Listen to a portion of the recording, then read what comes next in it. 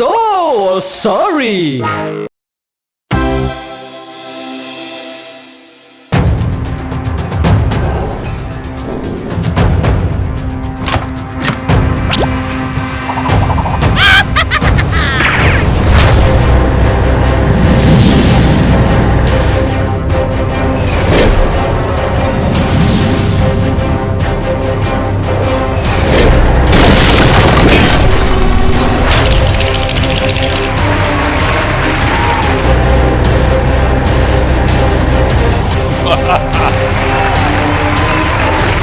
इस वक्त की सबसे बड़ी खबर आ रही है उत्तर प्रदेश से।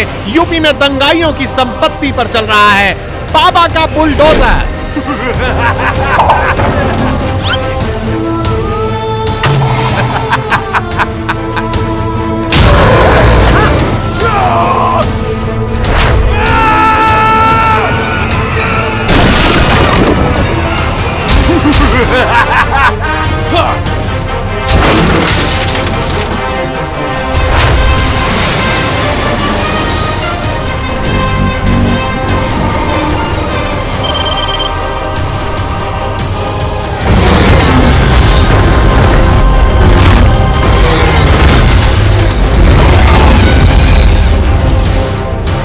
और इसी के साथ बुलडोजर बाबा का illegal construction demolition drive viral हो चुका है।